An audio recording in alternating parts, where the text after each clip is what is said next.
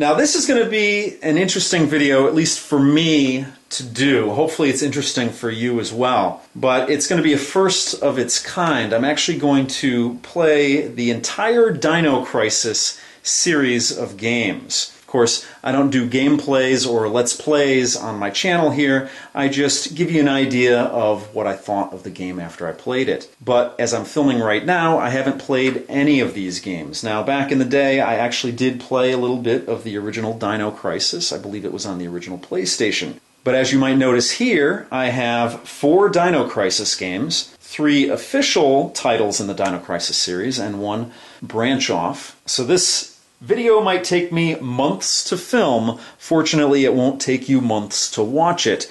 So the first game I'm going to play in the series is obviously the original Dino Crisis for the Dreamcast. So let's get to it. Okay, I finished Dino Crisis, and my personal rule is that I will play a game for about an hour, whether I like it or not, and then after that hour I decide if I want to continue playing it. Well, Dino Crisis is basically a PlayStation 1 game, even though it came out on the Dreamcast, and the Dreamcast is of the generation of the PlayStation 2 and GameCube and Xbox, the original Xbox. It is still a PlayStation 1 game that was ported to the Dreamcast. And I find it personally difficult to play PlayStation 1 games just because they're very dated. The graphics are very dated, the gameplay is very dated, and it's difficult to judge a 15-year-old game, or I think in this case a 16-year-old game. Gameplay has evolved so much over that period of time that I personally find it difficult going back to playing these games. But I do want to experience what Dino Crisis was all about. So I actually played this game for about 2 hours. Dino Crisis was a hard one because I really wanted to continue with the game and I wanted to finish the game, but the game mechanics really were so clunky in the modern era that I just couldn't bring myself to complete the game. It's the contemporary of the original Resident Evil series, both of which were made by Capcom, and in this case both were made by the same man, Shinji Mikami. So the game mechanics are very similar. If you've ever played the original Resident Evil, not any of the remakes, but the original Resident Evil, this game plays very similar to that game. You still have the item management. In Resident Evil, it would be in crates, and then, of course, whatever you could carry on your body. In this game, there are little vaults that you need plugs, sort of like spark plugs, to access. And once you access them, you can find items in them, and also place items, extra items that you don't need in them as well. In Resident Evil, you have typewriters to save your progress. In this game, you have save rooms. Now, as far as I'm concerned, the clunky aspect are the controls. And everybody knows about the Resident Evil tank controls. You know, once you kind of get used to them, you use the directional pad, and you kind of just put your thumb on the directional pad and you roll it to kind of give you the direction that you want. That's the way I find that is easiest to play these games. You just put your entire thumb on the directional pad and you just roll it to whatever direction you want to go into. So, you know, once you get used to it, it's not so bad. But in a survival horror game, maps are very important, at least in my opinion. I think one of the most challenging things of a survival horror game is the spatial awareness. You have to know where things are, because if you know anything about survival horror games, you have to do a lot of backtracking. And whenever you go into new areas, or even areas that you've been to before, it's a risk. There's a risk that you run into enemies. And the resource management in these games doesn't generally give you enough items to kill everything or to heal yourself up a lot. In Dino Crisis, I found that it was fairly liberal with the bullets and the health items, but still, I found myself backtracking where I didn't have to backtrack in this game, which put me at a greater risk because the spatial awareness was not that great. Now, what I mean by spatial awareness is that you really have to remember. You know, if I'm in the real world and I'm walking from room to room, I can easily figure out where I've been and where I'm going, and what room attaches to what room, or if I'm driving my car, what street to go down, and, you know, what street's attached to what street. But in a game like this, there's an abstraction from being able to know where you've been, because a lot of the areas are very similar. When you pull up the map in this game, it doesn't tell you exactly where you are on that map. It tells you the room that you're in, but it doesn't tell you exactly where you are in that map. And of course, the camera in this game is a fixed camera, so it will give you, depending on what room you're in, it'll give you a different camera angle in that room. So for me, it's difficult spatially to remember where I've been and what rooms attach to what rooms. I don't want to say that it's incredibly difficult because I can figure my way around there, but I found myself from time to time not remembering which room attached to what corridor and how I could navigate around. So a map is very important in a game like this, and the map in this game is very rudimentary. Fortunately, there is a map. Some games don't offer them, so it makes it more difficult when you don't have a map. But there is a map. I just found it a little bit more difficult than some other games in the modern era to navigate around and to remember. And again, like I said, when you have to backtrack a lot in a game and you don't really remember where you're supposed to go, you're putting yourself at a greater risk within the game. And it just adds unnecessary difficulty. It doesn't add a fear factor to it. It actually adds an annoyance factor to it. And that's one thing about Dino Crisis. It is sort of in the survival horror genre. Basically, it is Resident Evil taking the zombies out and putting dinosaurs in. So there are some interesting, jump scare points in the game. I personally was not scared at all playing Dino Crisis. But again, that might have to do with the fact that, I'm playing this game 15 years after the fact. Back in the day, it might have given me a surprise here or there. Another factor why I didn't finish this game were the obtuse puzzles. The puzzles in this game weren't that obvious, and if you've ever played a survival horror game, when you're walking through a room, you could do one of two things. You could click on everything and then have a text box come up telling you whether this item is useful or not. Or some games actually have a highlighted item system, so when you walk into a room, you know exactly what you can pick up and what you can't. In Dino Crisis, it's not very obvious what you can pick up, what you can't pick up, what you can interact with. So you basically have to go through an entire room, all sides of the room, clicking on everything, making sure you grab anything that might be in the room so you don't miss it. And that adds to the frustration because it slows the gameplay down. Now, for the record, I do like puzzles in survival horror games. Survival horror is one of my favorite genres in video gaming, and I do enjoy the puzzles in them. But one of the things that I didn't like so much about this game is that you had a system where you had to have these ID cards and you had to reprogram these ID cards. So that entailed finding a dead body, grabbing the fingerprints off of that dead body with a device, and then bringing it back to a terminal and getting that person's ID number and then syncing it up and making a new ID card out of it. That I found wasn't very puzzly and was very errand boy-ish. So I didn't enjoy that too much. And I found that this game was more grind than it was enjoyment.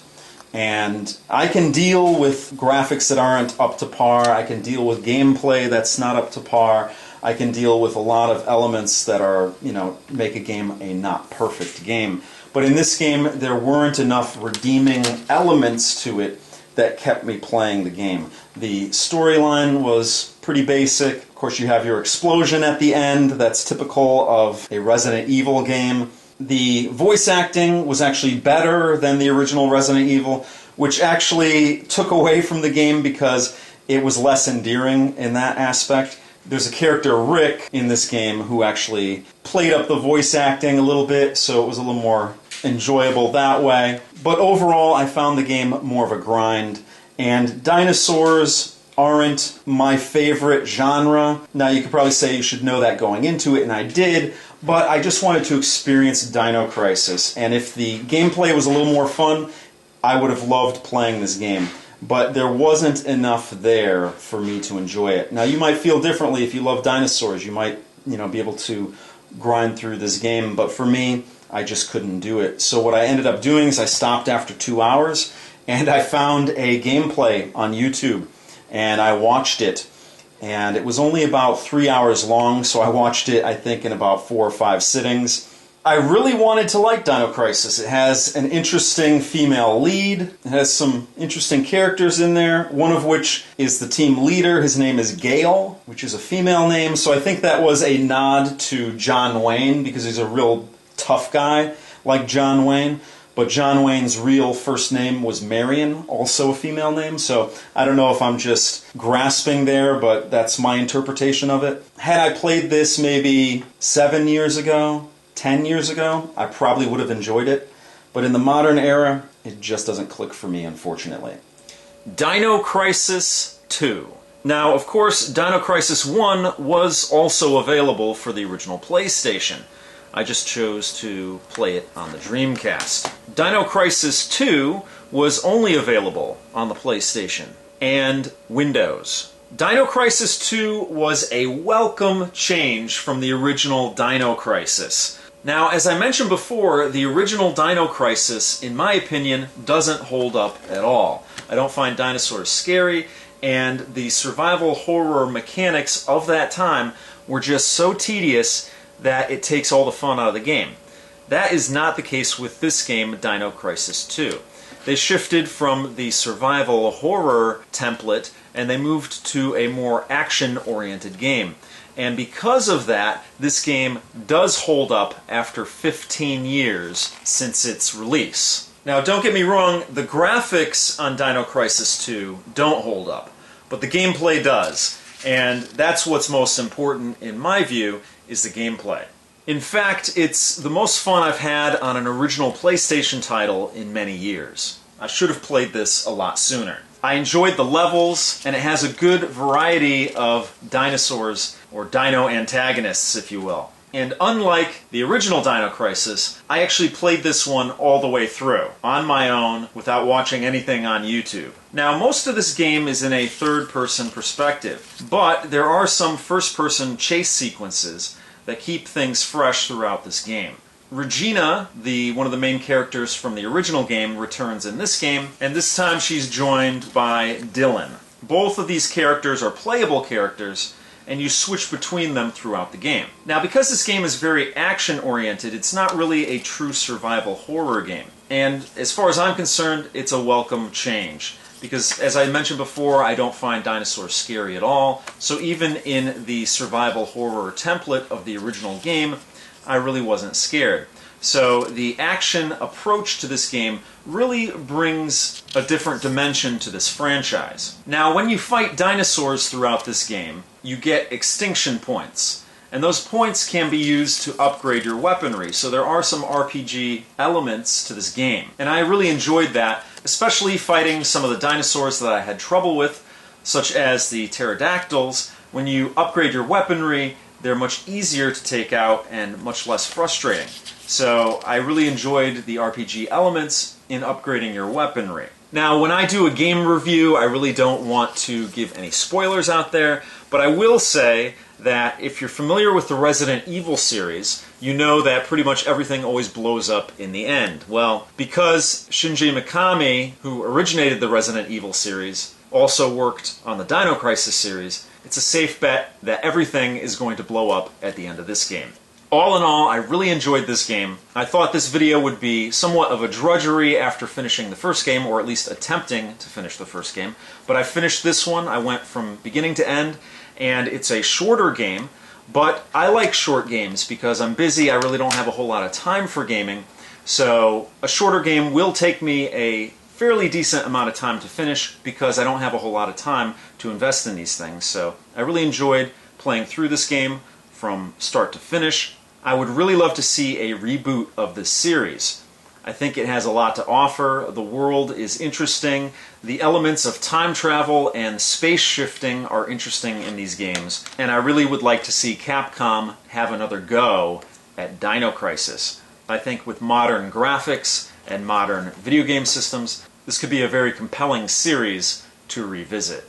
So Dino Stalker is the third game in this series, and it's a side story as you would imagine because it's called Dino Stalker and not Dino Crisis, but it's still in the same universe. Now Dino Stalker takes place in the year 2009, which was the future at the time the game came out. And it takes place in a fictitious country called the Baldinia Republic. Now, dinosaurs were taken out of their original time and placed into the future because of a rift that threatened the origins of mankind. The dinosaurs were to be returned to their original time, but something went wrong, and that's where you start out the game. Now, the character that you play is a World War II U.S. pilot that's caught in a time rift during a battle in 1943. So basically, you're pulled out of 1943 and thrown into 2009, which again was the future when this game came out, and you're given a futuristic gun and a timepiece, and you basically just have to shoot dinosaurs at that point. Now, this is a PlayStation 2 shooter, or light gun shooter, so you're playing with the GunCon 2. Now, the GunCon 2, as you would expect, is more advanced than the GunCon 1. It actually gives you controls on the back of the gun. So you can actually control your character in this game. It's not an on-rail shooter like most light gun games. You actually control your motion. It's a first-person light gun game. And it's really the first-person light gun game that I've ever played where you control your motion. And it takes a little bit to get used to it because your controls are a D-pad on the back of the gun. However, it was a lot of fun once you get used to it. So you start off shooting pterodactyls or similar flying dinosaurs, and when you land on the ground you start shooting some smaller carnivorous dinosaurs. Now when you're shooting you also are collecting items, and you got to be careful not to shoot the items because you can destroy the items before you collect them. But those are power-ups which give you better guns and also more time. Now, being that this is a time-traveling game, they also use the time element where you have to get through sections in a certain amount of time. If you don't do it, you fail. Now, as is par for the course with a Dino Crisis game, you encounter a mute girl. And as you can see on the cover here, this is the character that you play, and this is the girl that you do run into. Now, you're not only fighting your regular dinosaurs, you're actually fighting mutated dinosaurs in this game. And there are two devilishly horned T-Rexes at the end of the level. Now, they're not actually T-Rexes, but they look like T-Rexes, and they have devil horns on them. So you are fighting mutated dinosaurs in this game, which is kind of cool. It kind of changes things up from what you would expect from regular dinosaurs. Now, there are some sections where you do on-rail shooting, but most of the time you're actually controlling your movement throughout the game. But an example of an on-rail shooting segment in the game or level would be when you actually get onto a boat and you have to fend off the boat from dinosaurs attacking you. Now, there are a lot of varied levels in the game. You have a jungle, you have that water level, you have a desert level, which was probably influenced by Planet of the Apes and maybe a little bit of The Matrix. This is where you do find out that the mute girl is Paula from Dino Crisis 2, and you do meet Dylan from Dino Crisis 2 as well. After that, you encounter a pitch black, I think they call it, pitch black T-Rex, which is much bigger than what you thought were the T-Rexes, the horned T-Rexes. I really liked how this game followed up the second game. In fact, Dino Crisis 2 and Dino Stalker are my favorite two games of this series. This game wasn't tedious in any way, and it was a lot of fun to play. Of course, it's a light gun game, and light gun games generally don't last that long. It took me only about an hour to complete this game. Depending on your skill level, your mileage may vary, but again, this is not a long game. Anyway, the end of the game kind of put a smile on my face. I only wish that this game was a two-player game instead of a one-player game. But it was more than I expected, and I really enjoyed this game a lot. It's hard to say if I enjoyed Dino Crisis 2 more or Dino Stalker, because both were really enjoyable, but in different ways. Now on to Dino Crisis 3 for the original Xbox. Now, as of filming this video, this is the final installment in the Dino Crisis series. There are a couple of things from the previous installments that make it into this game. Of course, you're fighting dinosaurs, but in this case, they're genetically modified dinosaurs. And you're in space, which is kind of weird. But you still play as multiple characters in this game, a female and a male lead. Primarily, you play as the male character in this game. And you do collect points for killing dinosaurs. And you can use those points to upgrade your weapons. So those are a lot of the elements I do like about the Dino Crisis series. But as I mentioned, this is in space, and it's actually 500 plus years in the future. Now, if you're familiar with Dino Crisis, you know that time travel plays a huge role in the series. So going into the far-flung future in space might sound strange, but it does actually fit into the universe of Dino Crisis. Now, I think the cutscenes in this video game are very well done, but there's a lot to this game that I just don't like. The first of which is the camera. The camera makes this game incredibly difficult to play. You might be shooting at things that you can't see on your screen. This is a third-person action game with survival horror elements. Really no horror in there, but a lot of backtracking and a lot of reading of items that you find in the game, and of course collecting things you find in the game. So it takes some of the more tedious elements from survival horror, does not take any horror aspects, at least for me. I wasn't scared in this game at all. And it sticks you into an environment, an action-based environment with a bad camera. It got frustrating to the point where I didn't play this on normal mode anymore, I just played it on easy mode. And even after playing it on easy mode, I lost interest in this game. Now, the previous installments of this series did have a charm to them. This game is incredibly bland, the characters are not very likable, the game just kind of lacked a soul. It was very repetitive, and it was boring in the fact that even though it was an action game, it has somewhat of an auto-aim, so you shoot at what I assume is the closest enemy to you, which can become a problem because you might get another enemy that jumps up on you. So there were a whole lot of things to this game that just didn't work. Now, since you're in space, you're on a spaceship for the majority of this game, but there are elements where you're actually moving in a 6-axis environment because there's no gravity in the situation that you're dealing with. And I'm not a huge fan of 6-axis games. That's why I don't like flight simulators or plane games, anything to do with shooting anything in the air when you're flying. It's just something that doesn't appeal to me. So there were a couple of stages in this game where you had to do that. I thought it was interesting because, you would think that that's the case when you're in space. But as far as gameplay, it didn't hold my interest. Now, for those of you who have played Eternal Darkness on the GameCube, there are stages in this game that have similar music, and I thought that was interesting. Now, when you're on this spaceship with dinosaurs on it, there are instances when you have to transform that spaceship to get to certain parts and backtrack and whatnot. I found that that was just a little too tedious. There really wasn't any practical explanation as to why this spaceship transforms in the first place, and to have to run back and forth and run to certain areas and then backtrack back and collect things. It's just one of the more tedious parts of survival horror that I put up with because you get a horror element to the game, which is totally lacking in this game. I did like some of the special weapons that you can get in this game. Unfortunately, you're forced to use them to open doors in some instances.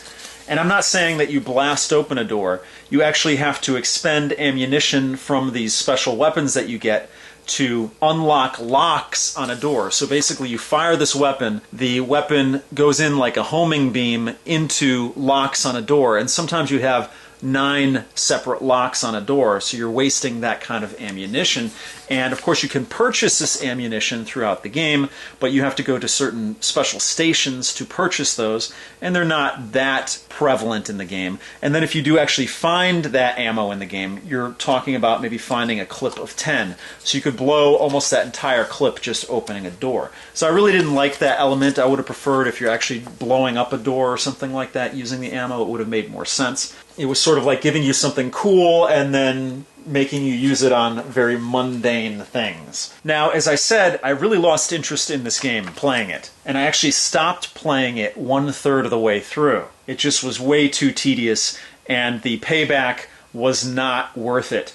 So I actually watched the remainder of it on YouTube. I really don't know how they can make dinosaurs boring, but they kind of did in this game. The dinosaurs are kind of just minor annoyances while you do fetch quests and transform the ship, and it was just a little too much for me to tolerate anymore. Now, I know I said this is sort of an action game with survival horror elements, but it's actually more so a 3D platformer, if you can believe it or not. You're doing a lot of jumping to find things and to hit switches and whatnot, and because the camera is so bad, you miss the mark a lot of the time. So it's just kind of a frustrating game all around. The story's not bad. I really wish that the story was in a better game. I know I said that it didn't have much soul to it, but I think the premise of genetically modified dinosaurs on a spaceship could work if done the right way. I know it sounds kind of ridiculous, but I think it could work if done the right way, especially because you have this time travel element, which I found was interesting. In all honesty, I would not have played this game as long as I did, even though I didn't even finish it, but I wouldn't have played this game as long as I did if it wasn't a Dino Crisis title. And that's not so much because I'm in love with the Dino Crisis franchise, it's more so that it's a part of gaming history and it's one of the series that is alongside one of Capcom's other more famous series, which is Resident Evil. Now, I know you're probably saying that I should expect fetch quests in a game like this, and normally they don't bother me that much. They're not that fun in general, but I can put up with them. But in this game, it was just like, if in my normal everyday life, if I had to go to the store and buy food, and then when I got to the checkout, I realized that they didn't take credit cards, so I had to go to the ATM, but I didn't have my ATM card on me, so I'd have to go home, get my ATM card, and then I go to the bank and I realize that the bank is closed. So then I have to go drive around town trying to find an ATM that's working. It's just not fun. I don't want to do that in my normal everyday life, and I don't want to do that in a video game. So unfortunately, Dino Crisis 3 was sort of a bust. I didn't care for Dino Crisis 1, the original, and that was mostly because I think that the game was just too outdated at this point when I actually got around to playing it. This game, I don't think I would have enjoyed at any point in time, whether it was brand new or, playing it today. I think pretty much I'd have the same reaction to it. Fortunately, I did like Dino Crisis 2 a lot, and I enjoyed Dino Stalker, the light gun game. So as far as I'm concerned, Dino Crisis is a mixed bag. There's some games in the series that are fun, some not so fun, but at the end of the day, I'm glad I did this little experiment to do this video here. So that's going to do it for this video. If you have any questions or comments, please post them down below. If you like what you see, please subscribe. And as always, if you want to help out my channel, you can give me a thumbs up, you can favorite this video, you can share this video, you can leave me a tip on my tip jar, or you can actually join my Patreon, all of which is greatly appreciated. So thank you so much for watching, and I'll see you guys next time.